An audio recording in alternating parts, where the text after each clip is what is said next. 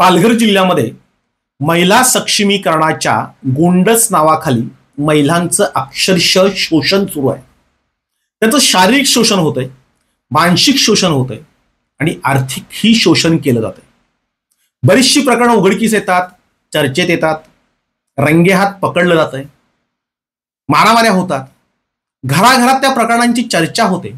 मात्र कधी नोटांची पुडकी देऊन तर कधी दमदाटी करून अशी प्रकरणं ही दडपली जातात। त्याच्यामुळे अनेक महिलांचे संसार हे उद्ध्वस्त होण्याच्या मार्गावर आहेत। काहींचे घटस्फोट झाले, काहींचे घटस्फोट होण्याच्या मार्गावर आहेत।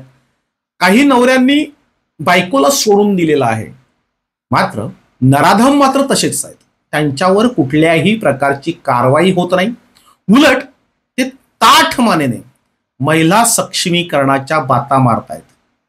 आणि म्हणूनच जिल्ह्यामध्ये प्रचंड असंतोष आहे, घराघरात चर्चेला तोंड फुटलेलं आहे। आणि अशातच वाडा तालुक्यातील एका महिलेने आत्मदहनाचा इशारा दिल्याने खळबळ माजलेला आहे। म्हणजे खरं तर हे प्रकरण सुनील भुसारा यांनी पुन्हा एकदा उकरून काढलेलं आहे। त्यांनी विधानसभेमध्ये लक्षवेधी मांडली होती, त्याच्यानंतर बातम्या आल्या आणि हे प्रकरण पुन्हा एकदा चर्चेत आलं। खरं तर हे प्रकरण घडलंय जानेवारी महिन्यामध्ये। 29 जानेवारी 2024 रोजी एका महिलेने एक सविस्तर निवेदन लिहिलं आणि त्यांच्यावर झालेल्या अत्याचाराचा पाढा वाचला। त्याची निवेदनाच्या प्रती त्यांनी जिल्हा परिषदच्या सीओना दिल्या, जिल्हा परिषदच्या अध्यक्षांना दिल्या। म्हणजे एव्हा ना जिल्हा परिषदचे सीओ भानुदास पालवे हे नाकाने कांदे सोलत असतात, नको त्या प्रकरणामध्ये नाक खुपसत असतात आणि स्वतःची नाचक्की करून घेत असतात। अशाच एका प्रकरणामध्ये एका अडाणी महिला पदाधिकाऱ्याचं ऐकून एका ठेकेदाराला त्यांनी ब्लॅकलिस्ट केलं आणि ते प्रकरण त्यांच्या चांगलेच अंगास आलं। म्हणजे मागच्या 2 भागामध्ये आपण त्याचा समाचार घेतलेला आहे। म्हणजे जिथे चुकी नाही तिथे सीओ कारवाई करतायत आणि जिथे खरोखरच महिलांवर अत्याचार होतोय, अन्याय होतोय, तिथे मात्र मूग गिळून गप्प बसतायत, उलट अन्याय करणाऱ्यांना पाठीशी घालतायत। 29 जानेवारी रोजी या महिलेने एक सविस्तर पत्र लिहिलं।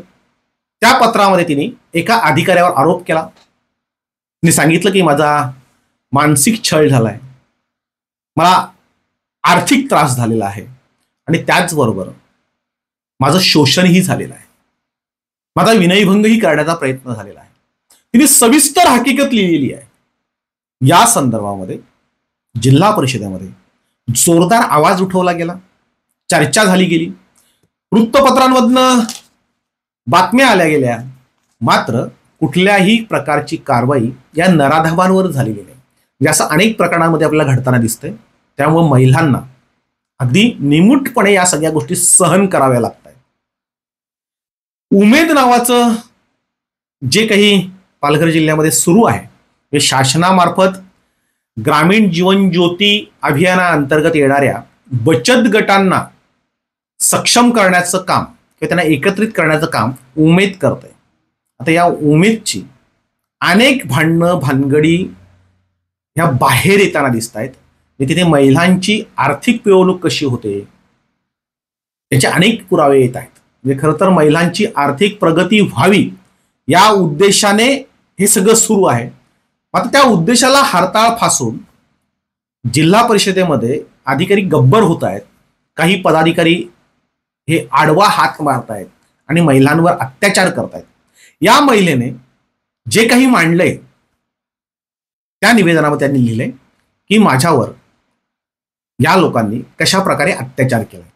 2018ला साती आसरा या बचत गटाने जेवण पुरवलं होतं, त्याचं बिल राहिलं होतं, त्याचं मानधन राहिलं होतं आणि हे घेण्यासाठी एक अधिकारी तिच्याकडनं शरीर सुखाची मागणी करत होता। म्हणजे जी बातमी आलेली आहे अत्यंत धक्कादायक आणि खेदजनक बातमी आहे। लोकमत नावाच्या वृत्तपत्रामध्ये कालच ही बातमी आली। रकमेच्या मोबदल्यात शरीर सुखाची मागणी, त्या अधिकाऱ्यावर कारवाई करा। भुसाराने जी लक्षवेधी मांडली होती त्याच्यानंतर ही बातमी आली। लोकमत सारख्या दर्जेदार वृत्तपत्रामध्ये ही बातमी आल्यानंतरही त्याच्यावर कुठल्याही प्रकारची कारवाई झालेली नाही। या महिलेला अत्यंत घाणेरड्या पद्धतीने त्रास दिला गेला. ती महिला कार्यालयात गेल्यानंतर तो जो अधिकारी आहे त्या अधिकाऱ्याने तिला तासनतास बसवून ठेवलं. सर्व काही शांत झाले असताना, लोक बाहेर गेलेले असताना, कोणी कार्यालयात नसताना तिला कॅबिनमध्ये बोलवून तिचा हात पकडला. मला कोऑपरेट कर, इतर महिला मला कोऑपरेट करतात, तसं जर तू केलंस तर तुला सगळी बिलं मिळतील, तुला कुठल्याही प्रकारचा त्रास होणार नाही, अशा प्रकारचं बरंचसं काही सांगितलं. त्या महिलेने ते निवेदनामध्ये लिहिलेलं आहे. मात्र तरी सुद्धा झेडपीच्या सीओने या संदर्भात कुठल्याही प्रकारची कारवाई केलेली नाही. उमेदमध्ये अनेक महिलांना त्रास दिला जातो असं या महिलेचं म्हणणं आहे. शारीरिक, मानसिक आणि आर्थिक शोषण केलं जात आहे असंही त्यांनी सांगितलंय. या संदर्भात वारंवार पत्र व्यवहार करूनही कुणावरही कारवाई होत नाही आणि म्हणून सगळं निमूटपणे महिलांना सहन करावं लागतं असंही लिहिलंय. आता या अभियानाअंतर्गत ज्या कंत्राटी पद्धतीने अनेक कर्मचारी आणि अधिकारी जे भरले जातात त्यांच्याकडनं पैसे घेतले जातात. म्हणजे भरती करतानाच पैसे घेऊन भरती केली जाते आणि त्याच्यामुळं भ्रष्टाचाराची सुरुवात तिथूनच होते. नोकरी लावण्यासाठी पैसे घेतले जातात. पुन्हा मनमानी पद्धतीनं जर आपलं ऐकलं नाही त्यांना काढून टाकलं जातं. महिलांना खूप त्रास दिला जातो आणि म्हणूनच या संदर्भात तक्रार केल्यानंतर 5 मार्चच्या जीबीमध्ये म्हणजे सर्वसाधारण सभेमध्ये जिल्हा परिषदेमध्ये हा विषय काही सदस्यांनी उचलून धरला. तेव्हा अधिकाऱ्यांनी हा विषय हसण्यावरी नेला. म्हणजे त्यांना या गोष्टी हास्यास्पद वाटल्या. जिल्हा परिषदेमध्ये जे काही प्रकार चालतात ते कदाचित त्यांच्या अंगवळणी पडले असावेत, म्हणून हा काही प्रकार जो आहे तो त्यातलाच आहे म्हणून त्यांनी तो हसण्यावर नेला. काही सदस्य भडकले आणि भडकल्यानंतर जिल्हा परिषदेच्या सीओनी सांगितलं की या एकूण प्रकरणाची विशाखा समितीमार्फत चौकशी करण्यात येईल. आता जिल्हा परिषदेचे सीओ हे कधीही शब्दाला पक्के नाहीत. म्हणजे त्यांनी दिलेला शब्द हा कधीही पक्का नसतो. त्यांचा प्रत्येक शब्द हा व्यवहाराशी निगडीत असतो. त्याच्यामुळे विशाखा समितीची स्थापना किंवा त्याच्यामार्फत अहवाल येण्याआधीच त्या अधिकाऱ्याला पुन्हा एकदा कामावर रुजू केलं गेलं आणि त्या संदर्भातल्याही बातम्या आल्या गेल्या. जिल्हा परिषदेचे अध्यक्ष प्रकाश निकम यांनी सांगितलं होतं, म्हणजे जी बातमी आहे ते त्यांनी तक्रार करण्याचं आवाहन केलं होतं. म्हणजे नवराष्ट्र नावाचा पेपर आहे त्याच्यामध्ये लिहिलंय की तक्रार करणाऱ्या संबंधित अधिकारी दबाव टाकत असल्यास त्या अधिकाऱ्याला सक्तीच्या रजेवर पाठवण्यात येईल. निपक्षपातीपणे चौकशी करण्यात येईल. ज्या महिलांना त्रास झालाय त्या महिलांनी न घाबरता आपल्या कार्यालयात तक्रार करण्याचे आवाहन जिल्हा परिषदेचे अध्यक्ष प्रकाश निकम यांनी केलेलं आहे. ते प्रकाश निकम यांनी असं आवाहन केलं. अनेक तक्रारी आल्या. त्या तक्रारींचा फायदा घेत त्या अधिकाऱ्यांवर पैसे उकळण्याचं काम हे जिल्हा परिषदेमध्ये झालं. म्हणजे महिलांच्या तक्रारी घेतल्या, ज्यांच्याबद्दल तक्रार आहे त्यांना पाठीशी घालून त्यांच्याकडे पैसे उकळले गेले. म्हणजे अशी आव्हानं ही अत्यंत हास्यास्पद ठरतात. त्याच्यामुळे जिल्हा परिषदेच्या अध्यक्षांची पूर्णतः नाचक्की झाली. महिला वर्गामध्ये प्रचंड बदनामी झाली. आता या जिल्हा परिषदेमध्ये काय घडलं त्यांनी लिहिले, उमेद अंतर्गत काम करत असलेल्या महिलांना त्रास, महिलांची सुरक्षा धोक्यात. एक मोठी बातमी नवराष्ट्राला आली. मात्र या बातमीची ही कुठेही प्रकारची दखल ही घेतली गेली नाही. आता न्याय मिळत नाही आणि म्हणून उमेदमधील समूह संकलनच्या महिला कर्मचारी ज्या आहेत त्यांनी झेडपी कार्यालयामध्ये आत्मदहनाचा इशारा दिलेला आहे. म्हणजे खरं तर लोकसत्ता हे एक नामांकित वृत्तपत्र आहे. या वृत्तपत्राने हे प्रकरण लावून धरलं होतं. अगदी 5 कॉलम बातमी आहे. कर्मचारी महिलेचा आत्मदहनाचा इशारा, उमेदमधील प्रलंबित देयक व शारीरिक छेडछाड प्रकरणात उपेक्षित राहिल्याने उद्विग्नता. म्हणजे वाडा तालुक्यातील एक महिलेने जे काही निवेदन दिलं होतं त्याची दखल घेतली नाही आणि म्हणून आत्मदहनाचा इशारा दिलाय. त्याची बातमी लोकसत्तामध्ये आलेली आहे. पुढे लोकसत्तामध्येच पुढची बातमी आहे, जिल्हा परिषद महिला कर्मचारी असुरक्षित, उमेद विभागात कर्मचाऱ्यांकडून अन्याय होत असल्याचा आरोप. अनेक वृत्तपत्रांमध्ये ह्या बातम्या आलेल्या आहेत. जिल्हा परिषदेच्या आबरूची लक्तर हे रोज वृत्तपत्र काढतायत आणि तरी सुद्धा त्या महिलेला न्याय मिळत नाही. उलट अधिकाऱ्याला पाठीशी घातलं जातं. विशाखा समितीचा अहवाल यायच्या आत त्याला कामावरही घेतलं जातं आणि त्याही महिला खोटी ठरवली जाते. म्हणजे तिने दिलेली तक्रार ही चुकीची आहे असं ठरवलं जातं आणि शेवटी कंटाळून ती महिला आत्मदहनाचा इशारा देते. ही लाजिरवाणी गोष्ट आहे. जिल्हा परिषदेमध्ये जे काही चाललंय ते भयानक आहे, भयावह आहे आणि म्हणूनच ज्या अधिकाऱ्याच्या विरोधात तक्रार केलेली आहे त्या अधिकाऱ्यावर आणि एकूणच चाललेल्या कारभारावर कारवाई व्हावी, तिथे चौकशी व्हावी. जे अधिकारी निर्लज्जपणे विचारतायत, महिलेने जेव्हा सांगितलं की त्या अधिकाऱ्याने माझा हात पकडला, तेव्हा त्याला विचारलं जाते त्या महिलेला की तुला हात पकडल्याचा काही पुरावा आहे का? आता एकांतात पकडलेला हात त्याचा पुरावा कसा असू शकतो? मात्र अधिकारी पुरावा नाही म्हणून त्या महिलेला खोटं ठरवतात. खरं तर त्या महिलेला ज्यांनी मदत केली त्या सगळ्या महिलांना कामावरून बाहेर काढलेलं आहे. तात्काळ त्यांना कामावरून निलंबित केलेलं आहे. म्हणजे त्या महिलेला सहकार्य कोणी करू नये, अशी प्रकरणं बाहेर येऊ नये म्हणून अनेकांना धमकावलं गेलं. आता या उमेदमध्ये नेमकं काय चालतं? तर अधिकारी महिलांना एकांतात भेटायला सांगतात. हा पत्रकार परिषदेतला आरोप आहे. त्या महिलेने पत्रकार परिषद घेऊन सांगितलंय की महिलांना एकांतात भेटायला सांगतात. कार्यालयामध्ये तासनतास बसून ठेवतात आणि कोणी नसताना कॅबिनमध्ये बोलवून त्यांना कोऑपरेट करायला सांगतात. कोऑपरेट म्हणजे काय? या महिलेला सांगितलं तुम्हाला इतर महिलांसारखी कोऑपरेट करत असशील तर मी तुला सहकार्य करेन, तुझं बिल काढेन. ही अत्यंत लाजिरवाणी अशी गोष्ट आहे. ज्या महिला अपेक्षित सहकार्य करत नाही त्या महिलांना त्रास देणं सुरू होतं.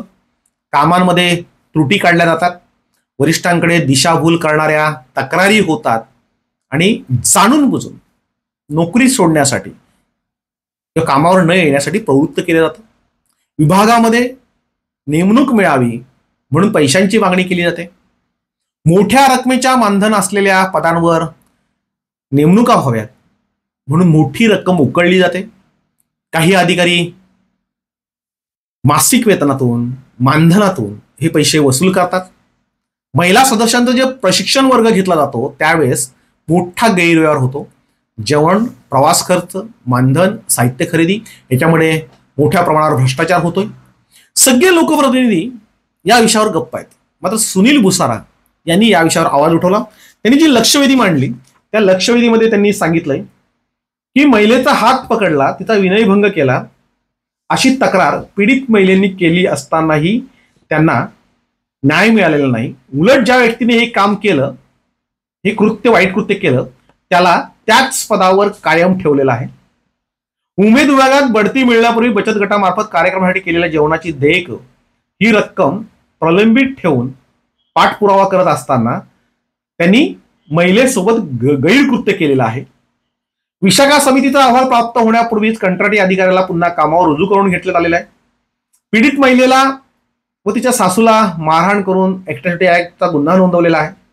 6 महिन्यापासून पीडित महिला ही अनेकांकडे तक्रारी करते, मात्र तिला न्याय मिळत नाही आणि म्हणूनच आता नागरिकांमध्ये चीड निर्माण झालेली आहे. म्हणून त्याची दखल घ्यावी अशी लक्षवेधी सुनील भुसारा यांनी टाकली होती आणि त्याच्यानंतर त्याच्या बातम्याही प्रकाशित झालेल्या आहेत. खरं तर जिल्हा परिषदच्या आबरूची लक्तर हे रोज निघत आहेत. महिलांचं हे प्रकरण अत्यंत चिंतनीय असं आहे.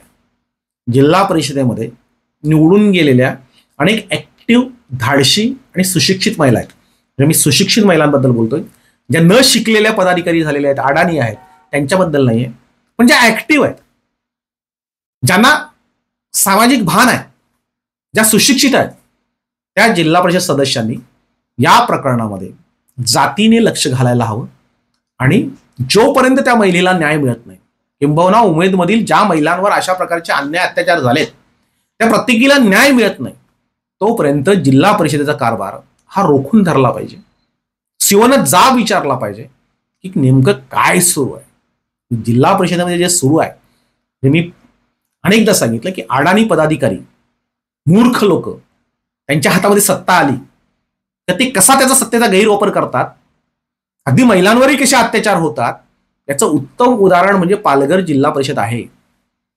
90% चांगले सदस्य आहेत, मात्र चांगल्या सदस्यांना 10% वाईट सदस्य हे मात देतात आणि हेकेखोर पद्धतीने कारभार करतात. आणि त्याची परिणिती अशी होते की महिलांचं आर्थिक, मानसिक आणि शारीरिक शोषण होतं. एका महिलेला पत्रकार परिषद घ्यावी लागते आणि पत्रकार परिषदेमध्ये ती आरोप करते आणि तरी सुद्धा जिल्हा परिषद कारवाई करत नाही. ही अत्यंत शर्मनाक अशी बाब आहे. आणि म्हणूनच जिल्हा परिषद सदस्य असलेल्या भगिनींना विनंती आहे की किमान अशा प्रकरणांमध्ये आवाज उठवला पाहिजे आणि त्या भगिनींना न्याय दिला पाहिजे.